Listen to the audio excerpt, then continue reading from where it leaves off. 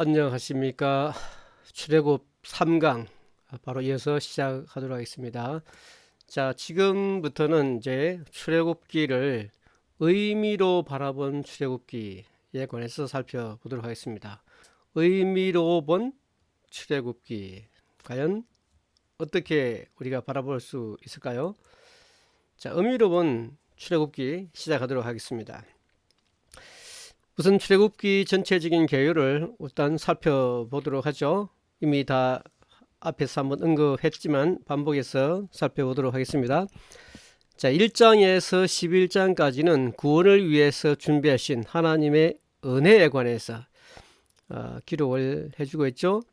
준비시킨 목자도 있고 바로 이 아브라함이 그 언약을 성취하고 있죠.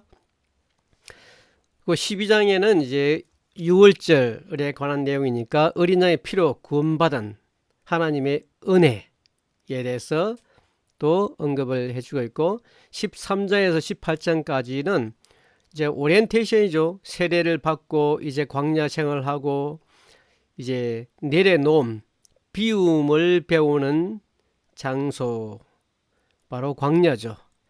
자, 여기서 우리가 삶을 통해서 내려놓음을 배울 수가 있고, 그리고 19장에서 20장까지는 이제 시내산으로 이끌어드리고 거기서 계시로 우리에게 하나님께 채우시는 모습을 바라보게 됩니다.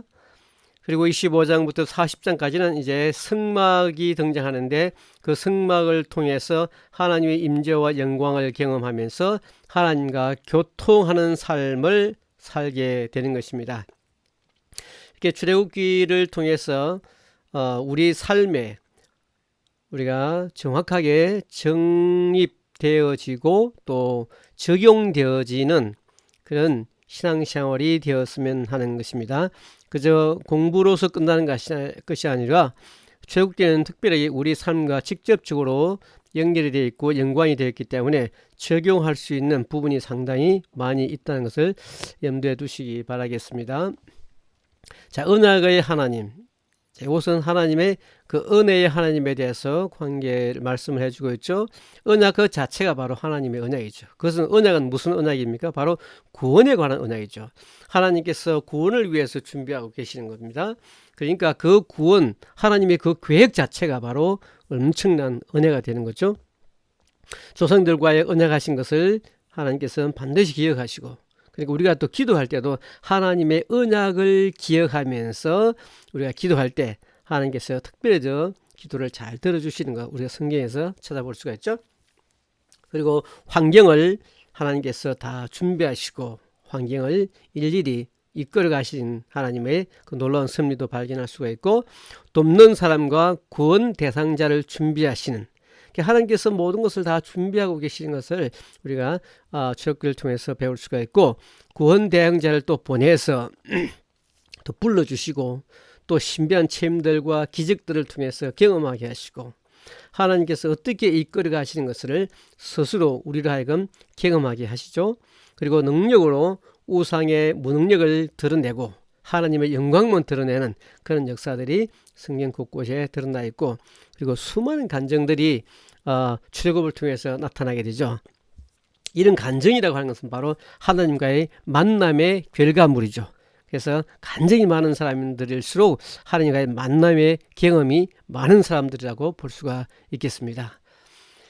자, 그 두 번째 은혜는 하나님께서 피로써 우리를 위해서 피 흘리신 그 하나님의 구원하신, 이것이 바로 하나님의 큰 은혜라고 할 수가 있겠죠. 그래서 하나님의 은혜로 어린 양의 피로써 새로운 시작을 우리에게 열어주시고 정해주신 기준에 따라서 양을 선택합니다.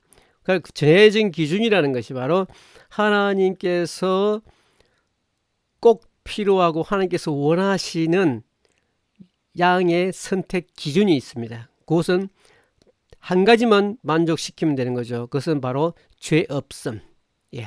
죄가 없어야만이 양으로서 선택받을 기준이 되는 겁니다. 그래서 예수님께서 죄 없으신 분으로서 우리를 위해서 피 흘리신 그런 예수님의 모습을 우리가 바라보게 됩니다. 양을 잡아서 양 피를 문설주와 임방에 바르죠. 자, 집안에 있어서 양고기, 무교병, 썬 나물. 자, 이것은 우리가 오직 하나님 외에 다른 선택의 기준이 없다라고 하는 것을 우리에게 보여주고 있습니다. 오직 어린 양의 피로서만 우리에게 구원이 올 수 있다. 우리가 구원을 받을 수가 있다라고 하는 것을 보여주고 있습니다. 자, 이제 신앙의 3기본과 세례 결단이 있는데, 신앙의 3기본이 뭘까? 세 가지 기본은 바로 신앙의 기본 세 가지 원칙을 가르쳐 주는데, 그것이 바로 뭐냐? 돌려서 홍해 길로 인도하신다는 거죠. 왜? 람세스에서 가나안으로 직접 가게 되면 10하루길이면 갈 수 있는 아주 짧은 길입니다. 그런데도 하나님께서 그 길로 인도하지 아니하고 돌려서 홍해길로 인도하시는 겁니다. 자, 우리가 이해하기 어렵지만은 어쩌면 우리의 인생길이 샛길 혹은 쇼컷 또 가로지름 뭐 이런 트릭을 써서 우리가 인생을 살아갈 수도 있겠지만은 하나님께서 그걸 원치 않고 정도로 가기를 원하는데, 왜 하나님께서 돌려서 홍해길로 인도하시는가 하면 하나님을 경험하는 길이 이 길밖에 없는 거예요. 그냥 직선으로 열 하루길을 걸어서 그냥 정상적으로 갔더라면 하나님을 경험할 수가 없어요. 그냥 자기 능력으로 왔다라고 말할 수밖에 없죠. 그래서 하나님의 그 위대하심과 하나님의 그 기적들을 경험하기 위한 방법으로서 돌려서 홍해길로 인도하시는 겁니다. 그리고 앞뒤에 배수진을 쳐서 절망케 하시죠. 그러니까 이제 하나님의 인도하심을 따라가는데 가다 보니까 길이 없는 거예요. 그러니까 앞으로 갈 수도 없고 뒤로 갈 수도 없는, 앞에로는 길이 없고 뒤로 돌아가자니 뒤에 이제 이집트 군사들이 막 쫓아오죠. 완전히 진퇴양난의 이런 절망에 빠지게 됩니다. 이런 절망을 경험해야만이 하나님의 그 위대하심과 하나님의 도우심을 절박하게 느낄 수가 있는 거죠. 그리고 바로와 그의 군대를 이제 마지막으로 수장시키는, 그러니까 우리를 그렇게 괴롭혔던 그 바로의 군대가 결국에는 수장되고 하나님의 그 위대하심을 우리가 바라보게 되는 것이죠. 그래서 이것이 우리가 신앙생활의 기본 원칙입니다. 쉬운 길로 가면 얼마나 좋겠습니까? 인생이 또 그렇게 만만하지가 않죠. 그리고 이제 마지막으로 이제 우리가 이 세 가지 과정을 다 지나고 나면 우리가 하나님께 영광의 노래를 부를 수가 있게 되는 것입니다. 그리고 이제 광야 훈련으로 들어가는데, 이 광야 훈련을 통해서 내려놓음을 배우게 되고 우리 자신을 비우는 그런 비법을 우리가 알게 됩니다. 우리가 비워질 때 우리가 채울 수가 있는 것이죠. 가을이 되면 이파리가 다 떨어집니다. 자, 낙엽이 다 떨어지는데 우리가 보니까 낙엽이 떨어지지만 나무의 입장에서 보면 밀어내는 거죠. 떨쳐내는 겁니다. 그래야만이 다음 해에 아름다운 잎을 새로 만들어낼 수가 있는 것이죠. 15장에서 18장까지 내용은 하나님께서 이제 광야 길로 인도하고 계시죠. 수르 광야에서 또 마라의 썰물을 경험하게 하시고, 그러므로 해서 기대가 완전히 무너지고 실망하게 됩니다. 그리고 신광야에서 양색이 떨어져서 기본적인 아주 삶의 기본적인 문제까지 걱정을 하게 되는 그런 단계에까지 오게 되죠. 그리고 17장에 와서는 이제 르비딤에 와서 정말로 인생의 더욱더 절박한 목마름을 경험하는, 그야말로 처절한 삶의 밑바닥에 내려앉는 그런 경험을 하게 되기도 합니다. 그리고 아말렉을 만나게 하시죠. 그러니까 이 아말렉은 우리를 괴롭히는 모든 원수들의 그냥 대명사라고 보면 됩니다. 우리를 괴롭히는 모든 것들, 수많은 것들, 그 대표적인 것이 바로 아말렉이라고 생각하시면 되겠죠. 사람을 아주 괴롭히게 하는 이런 원수 마귀들을 우리가 아말렉이라고 합니다. 그러면 이것들을 다 물려내고 물리치고 우리가 격파시켜야만이 여기서 자유로울 수가 있겠죠. 그리고 신의 산으로 이제 신의 광야로 인도해서 그 리더십의 한계를 이제 경험하게 되죠.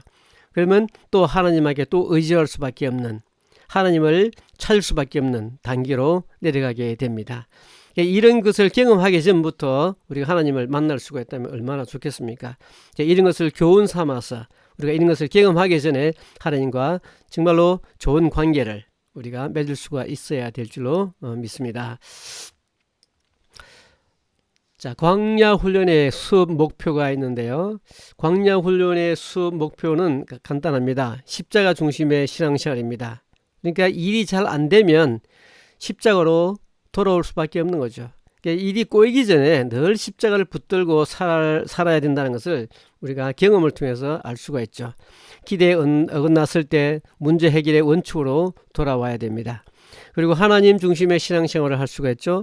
바로가 아닌 세상 사람이 아닌 세상 왕이 아닌 세상이 아닌 바로 하나님께 집중을 하셔야 됩니다. 사람이나 환경을 보지 말고 하나님께 집중할 수 있어야 되겠습니다.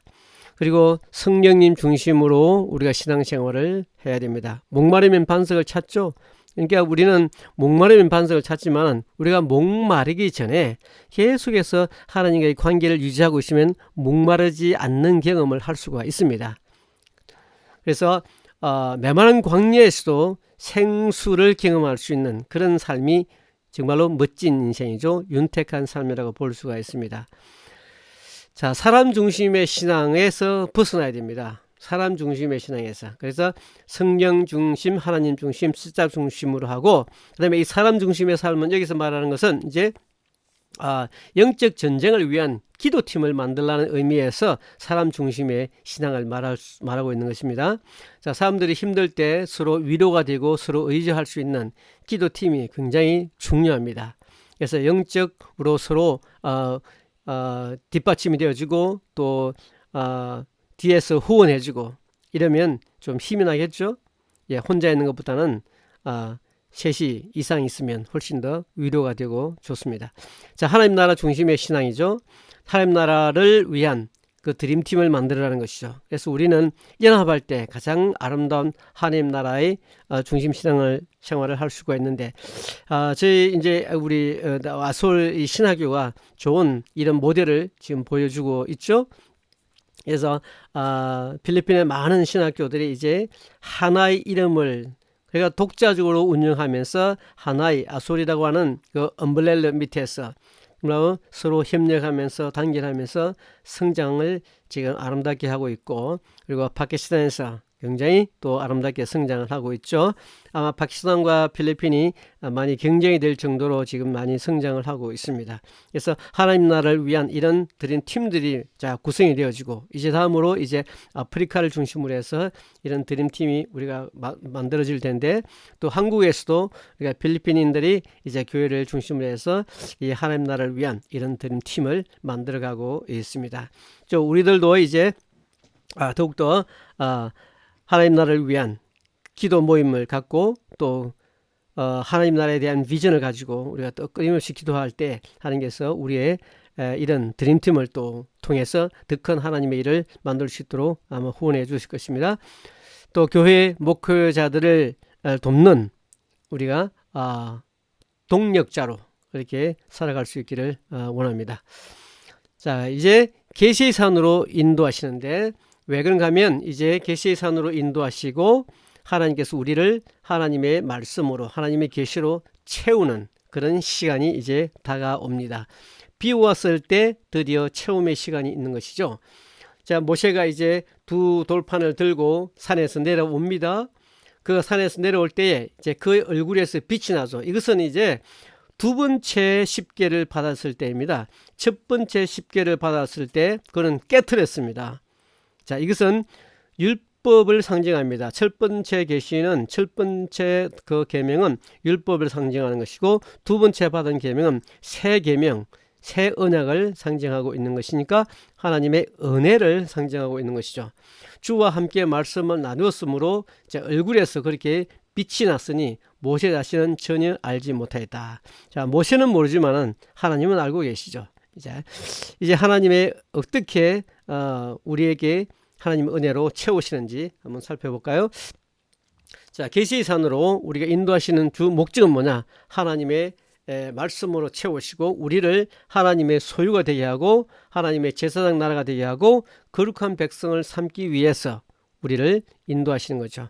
그래서 계시라고 하는 것은 하나님의 자기를 표현하는 방법입니다.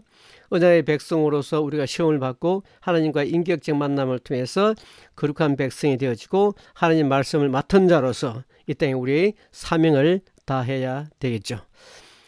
자, 이제 성막이 이제 될 텐데 이 성막은 내용이 굉장히 길기 때문에 또 이것도 다음 시간에 우리가 성막을 이어서 공부하도록 하겠습니다. 자, 지금까지 여러분들 공부를 열심히 해 주셨는데 자, 오늘은 말씀을 여기서 마무리 하도록 하겠습니다. 수고하셨습니다.